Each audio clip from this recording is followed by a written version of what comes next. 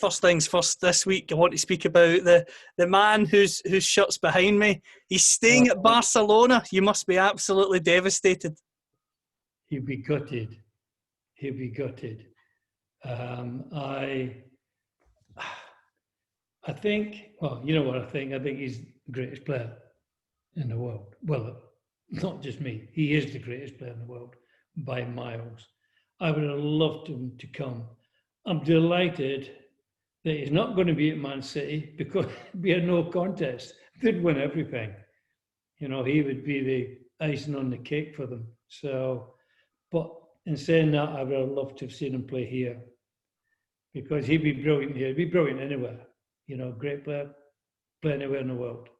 I've seen a lot of numpties, I've called them, writing about, oh, he'd be no good here, he can't do it. Absolute dummies. And I'm not going to name their names, but you read them in your local newspapers or your national newspapers. Numpties. He could play anywhere in the world. He's that good.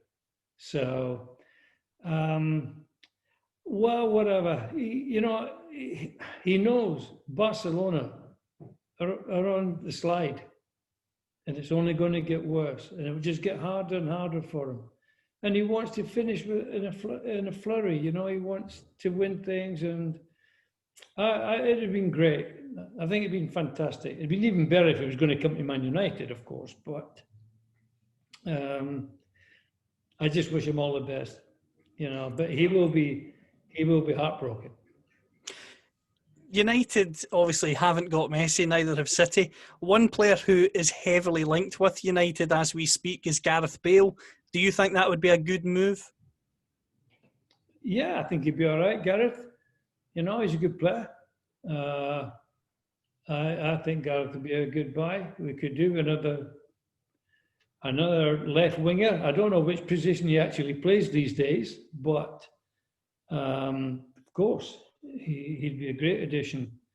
I'm more worried about our defence. I think we need to buy some defenders if we're going to be a force this year.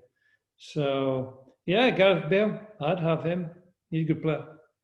He loves his golf the same as you, Willie. Is he a player you would like to challenge in the golf course should he arrive at United? He wouldn't beat me in the golf course. In saying that, I've just come off the golf today. I've been at the Mere today playing with my grandson, Alexander, and he's wiped the floor with me. I'm absolutely heartbroken. I came back, I was going to top myself. I was that bad. So, anyway, no, it'd be lovely. Yeah, it'd be lovely to see Gareth. And I'm no doubt if he did come to Man United, he would be playing at the Mere as well because they all played there. In terms of United, the season hasn't started for United yet because of their involvement in the Europa League, but they kick off the season this Saturday against Crystal Palace. How do you feel about United at this stage? You've talked about the need for defenders. Only one player's arrived, and it's Donny van de Beek, who is a central midfielder in an area where United already have quite a few central midfielders. Do they? Where did you see those, Callum? Tell me. You're amazing. McFadden, you're amazing. We've got one, Rodriguez. He's a good player. That's it. We don't have any others. So yeah, he'll be. I've never seen the lad play, so I can't comment. I hope he comes and does what Rodriguez has done. He'll be great if he does that. So we've got a lot of midfield players. Callum, behave yourself. That's me told. In terms of the defence, you've talked about strengthening it. I think Aaron Wan-Bissaka is good at right back. Personally, I feel another centre back is needed to play alongside Maguire, and I think a left back is badly needed as well. But before we've talked about that, so I want to get your opinion on the goalkeeping situation. If you're in Ole Gunnar Solskjaer's shoes and there's a game tomorrow, who do you pick out of Henderson and De Gea, because both are now at the club? De Gea. No brainer. I picked De Gea. And yeah, Bissaka, yeah, he's all right, but he's not a great defender. You know, he's all right, the lad, but he's always selling himself. As far as Maguire's concerned, no, I'd sell him if I could and get somebody else in. Maybe Stevie Wonder would be a bit better there. So But we are bad at the back. And I feel sorry, and I've said it before, De Gea, playing behind that lot, nightmare. I mean, he's been amazing. Other than Superman, what he's done over the last few seasons, he's been incredible. But you can only do it for so long. I mean, eventually it's got to get to you. So don't blame, there's no blame on De Gea whatsoever. As far as the other lad's concerned, I've not seen him play. So again, I don't want to comment on something I've not seen. I'm sure he's a good keeper. All I do know is that De Gea is a great keeper. So whatever Ollie decides is, I mean, Ollie will know what he wants to do. And for the best of Man United, we'll wait and see. As we speak now, United finished up last season. Where do you realistically think they will finish this season? Well, they're always, what you have to look at is what else is in the league. There's not a lot. There's some very, very poor teams in the league. You've maybe got 4 teams, 5 teams who've got a chance of finishing in the top 3. Of course, Man City, and as I've said before, I think Liverpool will not struggle. They're not going to win anything this season, in my opinion. United, Chelsea, a little bit. Arsenal, possibly. Now they've got the new guy there. I think they might do all right. Other than that, there's no one. There's no one. They're all going to have a couple of good results, but at the end of the day, it'll be the same teams. I think Man City will win the league, even without Messi. I think they'll win the league. I just hope. I mean, what Ollie did is fantastic. You know, you have to remember where we were when he came. What he did to finish 3rd last year is fantastic. And I just hope he continues. Well, you know what I think? It's a 5-year job. He's had, a year now? Just over a year? And I think he'll get us there in the end. But it's just going to take time. One man, we talked about Messi. One man, though, I know you're not so keen on, has been in the headlines as always, it seems at the moment. Jose Mourinho, he's been in star of the Tottenham documentary. They lost the opening day at Everton. Some pundits this morning suggesting that they think he could be sacked this season and he won't make the season at Tottenham. Is that something you think could happen, considering that they've lost their first game and they've got 8 games in the next 22 days?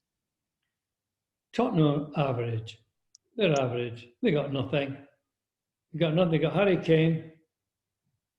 Then they've got Harry Kane. And then they've got Harry Kane. They got nothing.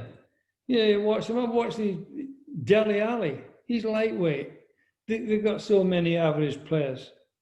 Extremely average. Apart from Harry Kane, who I think is a class striker. I think he's a brilliant striker. So they're not going to win nothing. They're not a danger to anyone. You don't want to see anyone get the sack. It's their livelihood, including Mourinho. I don't want to see him get this. I don't want to see anyone get the sack because they've got families, and why would you sack it? You can only play. I don't know who he's bought. I believe he's bought a few new players though. Callum, is that right?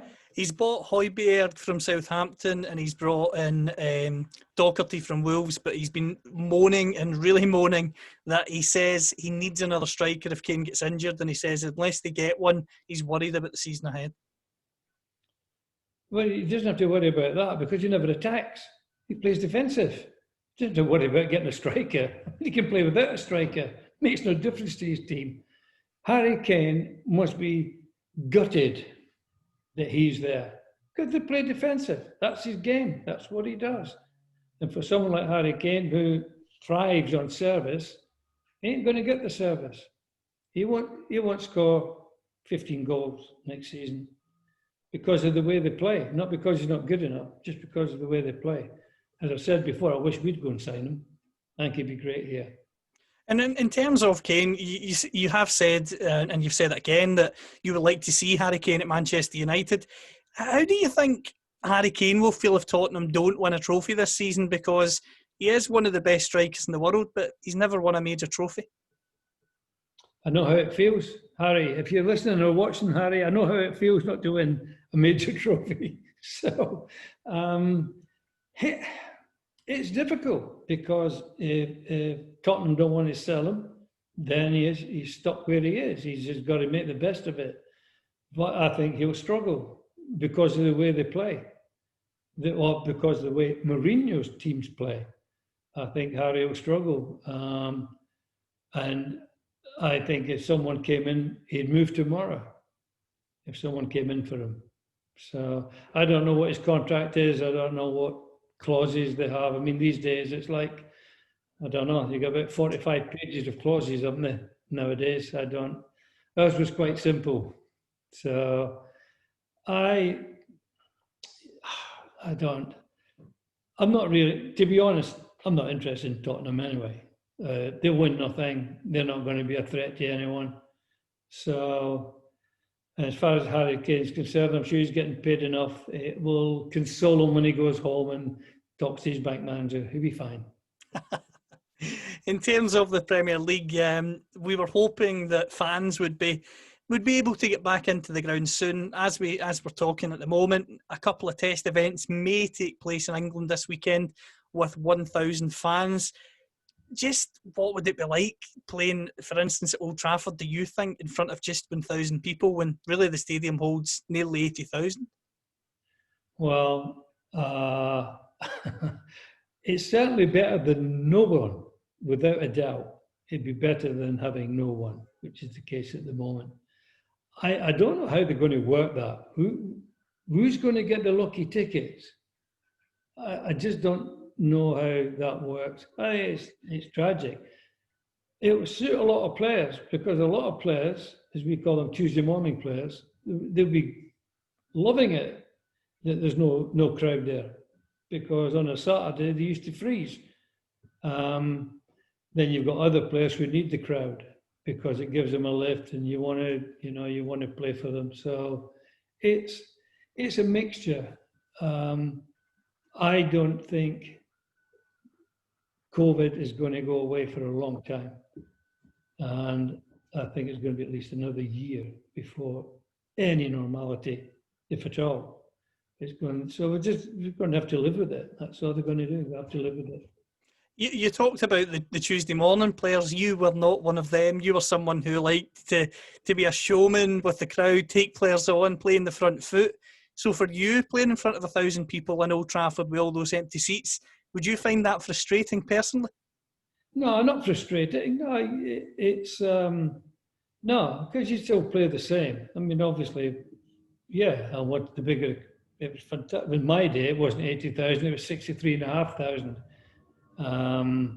Which invariably it was full, and it was phenomenal. The buzz, the adrenaline flow when you go out and the singing your neck, it's fantastic. And anyone who tells you it isn't is telling lies.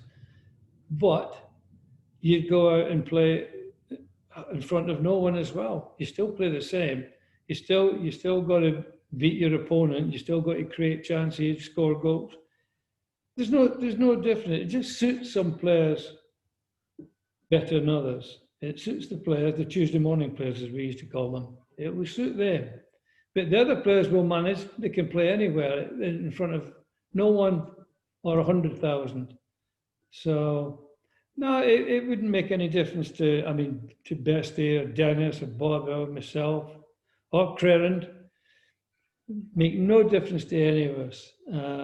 Where there was no one there. Obviously, we prefer to have 63,500.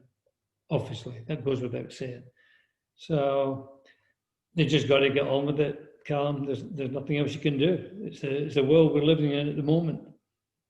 One of the clubs that are back in the Premier League, we briefly mentioned them a few weeks ago, Leeds United. They were known for being dirty Leeds, it's safe to say. What was it like playing against them? Dirty Leeds. You know who started it? It was one of ours, Bobby Collins. Little Bobby Collins, who came from Celtic to Leeds, as you know, or you should know. Little inside forward. And Bobby introduced the over-the-top. There was no over-the-top in the game in England back then. They'd kick you into the stand. If they could catch you, they'd hoof you into the stand or wherever. But they never left the foot when you were hitting the ball, they never left the foot over the top to try and break your leg. And Leeds, they were masters at that. And the rumour is that he was the one that started it, and then they all caught on. Now they were not nice to play against, Leeds, but they were a good team though. They were a good team as well, but they were not nice to play against. We had pitched battles with them when I was at Burnley. Pitched battle. The game. Now then, you'd have to ask some of the Burnley supporters. So there are so many games actually stopped during the game. Referee stopped the game and said, like, we'll take everybody off. If this doesn't stop, just kicking lumps at each other. Because obviously we wanted to retaliate, not me, because I was the one getting kicked. But we had other players in our team who could dish it out as well. So there were pitched battles against Leeds all the time. They were tough to play against. One of the other things that's been dominating the headlines more in Scotland than down south is the Scotland national team. Played 2 games, quite poor in both of them. And the question I've got for you, because you have obviously played for your country and played at top clubs like Manchester United, why do you think some players struggle when they play for their international team compared to their club team? Because the club players, that's simple. You know, we talk about Tuesday morning players, and then there are good players, good club players who don't make the transition into international football. It's just not for them. They can't do it. I don't know why or what, who knows. They can be great club players, but not great international players. And by reverse, you can get a good club player, can be a great international player. Just suits some people, doesn't suit others. I mean, Scotland, I feel sorry for the guy. I mean, what's he got to pick from? He's got nothing. He's got nothing to pick from. He's doing his best. You know, it's always going to be difficult nowadays. You know, the days of the pits, the mines, all gone. All the great footballers that came out, mining villages. And some stayed in Scotland, some came to England. But you had a choice. There were lots of great players. Now it's very difficult. There's so many foreign players playing in Scotland as well, and probably average foreign players. So it's difficult for kids coming through. And what does the Scotland manager do? He can only do his best. I'd love them to win, to prove everybody wrong, but he's going to struggle, and he's going to struggle for a long time. So, sadly. I have to say, we've got so many questions this week, as we always do. First one is from Dennis, and he's asking, the best goalkeeper you played with? Best goalkeeper played with. Dennis, the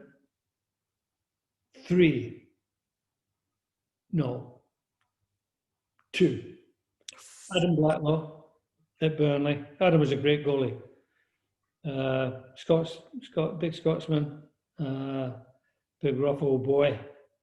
Adam was a great goalie. And Alex Stepney was so underrated. Alex Stepney was a brilliant goalkeeper. Absolutely superb. He was just unlucky to be around at the same time as Gordon Banks. So both of them, I love both those. They were both great. And I wish I could have had Pat Jennings and Gordon Banks behind me as well. But Adam and Alex, yeah, both great keepers. Ian's went down the controversial route. He's asked, what's it like sharing a dressing room with someone you don't like? Ian. No, my wife's not there. She's not kidding. I'm only kidding, darling, honestly. Someone you don't like. But there was only, in my experience, there was only one player in all the years I played, and I can't remember matches now, about 1,000 matches. There was only one player in the dressing room that we weren't very very fond of. I'm going to be kind. Only one, just ignored them. But in the main, everyone got on great. I mean, at Burnley, at Old Trafford, up until Frank Farrell bought someone. It was great. Everyone got on great. There was no chit chat or thing. Just everyone got on great. So I was lucky, and I say apart from the one person who came late on, it was not going to name him. Adam has asked, you played in England and you also played in America as well. If you could have played in any other major European nation, which one would you have chosen and why? Adam, when I was 15 or 16, I can't remember, Real Madrid wanted to sign me from Burnley. We played against Real Madrid in a tournament, I think it was in Germany. And they approached Burnley and said, how much do you want for the number 7? I.e. me. And Burnley just ignored it. I mean, I couldn't speak Spanish anyway, so I'd been no good. So, but I think Spain, the way they play, it's in nice weather. But I loved playing in England, and I loved my time in America because the months I played in America was all the summer months. So you're playing in nice weather. It was wonderful. So probably Spain.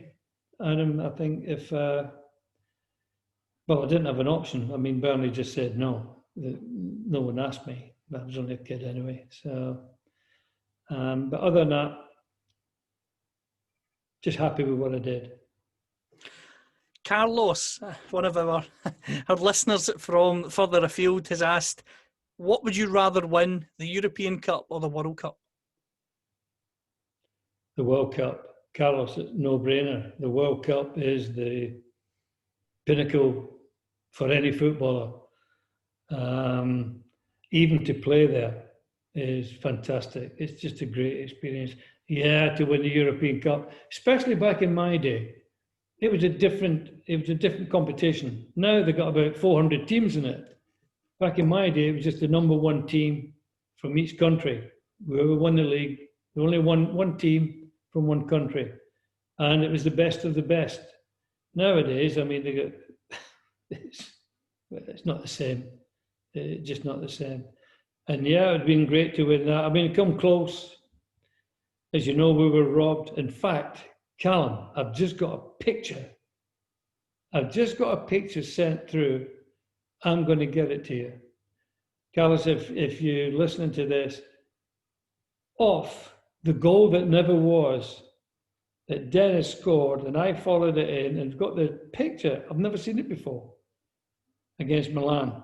The ball was over the line. And we would have been 2-0 up then. So, but the World Cup, I think the World Cup for any player is the greatest thing you can do. Gareth has got in touch to ask, not Gareth Bale, disappointing. It would have been nice if it was. Gareth has said, Martin Tyler celebrated his 75th birthday recently. Who are your favourite football commentators? Oh, Archie McPherson. Loved Archie. David Coleman.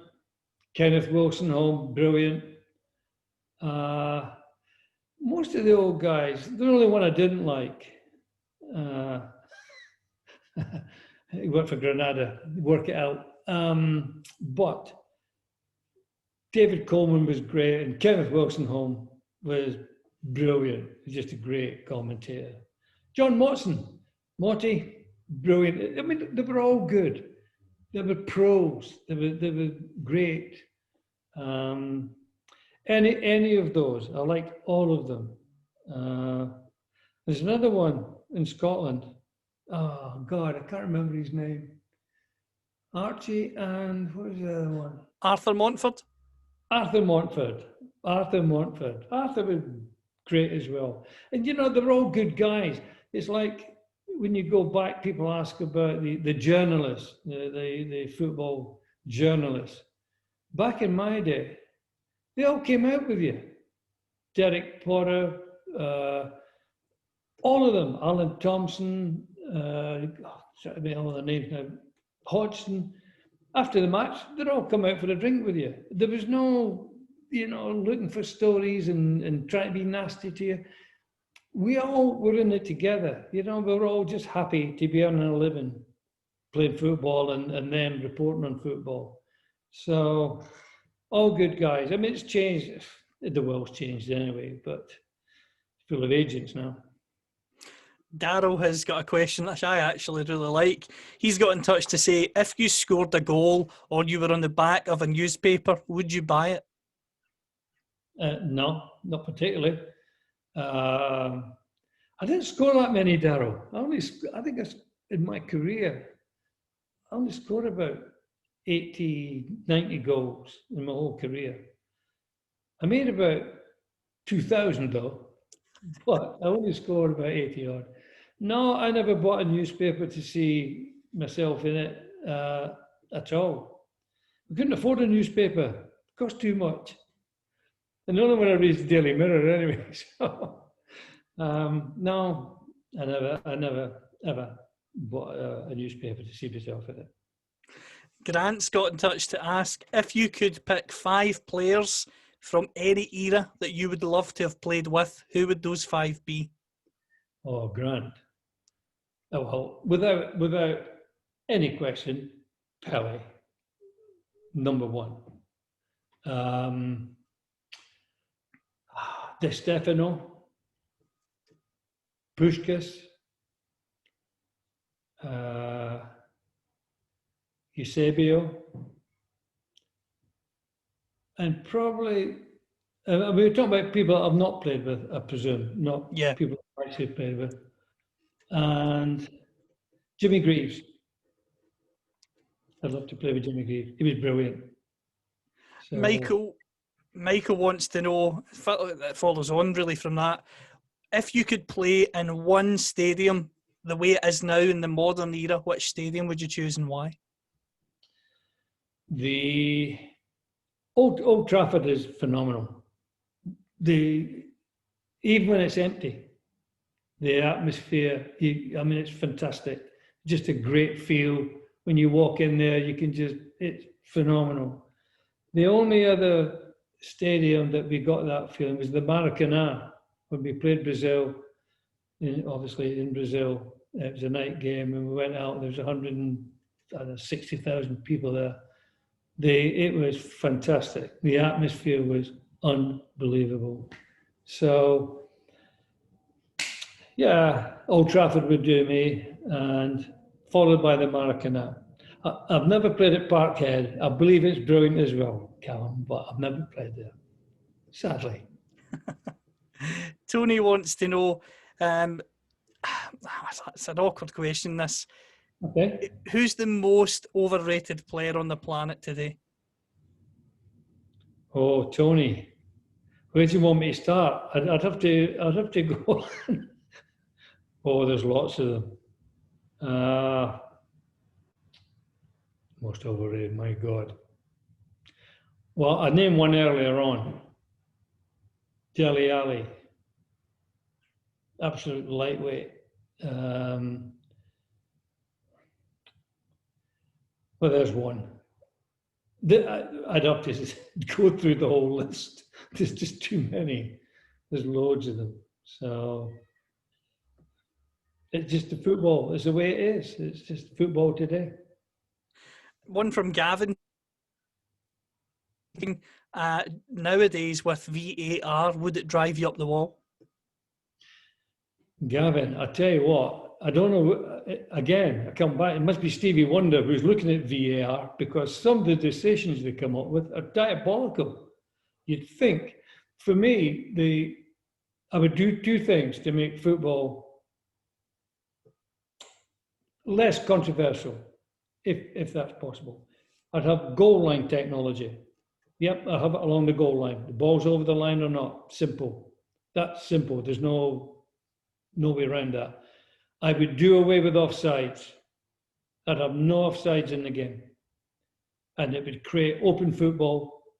And some of the decisions, it's not possible, it's impossible for a linesman to watch a ball being kicked from 30 yards away or 40 yards away or 10 yards away and look up, because as soon as the ball's kicked, the guy will make a run and he can be onside and he can be 5 yards offside by the time the linesman's looked from there to there, and he sees it and it just flag. It's crazy. Again, in my day, when you were offside, you were offside. Everything, no matter who it was offside. Now, you're not offside if you're not interfering with play. Well, you shouldn't be on the pitch if you're not interfering with play. So it's the worst rule in football. The worst rule in football, the offside, because it's the most controversial. So I would do away with that, and I'd have goal line technology. I wouldn't have VAR. VARs. I've advocated, 40 years now, to have ex-professional footballers become referees when they're like 30-year-old or 25 to 30 to 35, to actually become referees. And that would change the game, because the professional knows what's going on the pitch. He knows what you're trying to do. He knows if you're trying to do something, even if you didn't. And they're very hard to fool. They're not all going to be great referees, but they know the game. They know the players, and the players know that. So there'll be a lot less. Some of the, you're going to blow on them. They do 3 somersaults and it's heartbreaking watching some of them. But ex-footballers as referees, again, would help the game tremendously. Last question this week is from John. He wants to know, well, first of all, he's got a very kind message. He says, I really loved watching you playing, Willie. Just how much do you enjoy watching football today? I've not been to Old Trafford for ages. The only time I watch or have watched over the last few years is I watched Barcelona, because I love watching Messi. I think I've said so many times, he is a genius. He is phenomenal. And that is really the only time I've watched football. I just watched Barcelona. And the modern game is, I don't know, backwards, sideways. They're throwing themselves on the floor. They say, you got to touch them, and you're being killed. And it's so many people feigning injuries and to get people set up. It's not for me. It's not my cup of tea. So I do watch occasionally on the telly, if United's on or Scotland's playing, or even if Burnley's on. I love watching, my old teams. And but other than that, no, it's especially Mourinho's teams. I don't like watching them. Oh, brilliant. It's been a pleasure. John. It's been a pleasure as always, Willie. I hope Josie listens to one of these shows one week. I really do. In terms of the show... We get so many great questions that really help make the show. Manchester United, as I've said, are back very soon, which means we'll finally have some live football to talk about in the coming weeks. Thank you all for supporting the show. And just before we go, Willie, if you get anything you'd like to say? Just to wish everyone who is listening or watching, keep safe. I look forward to chatting to you again.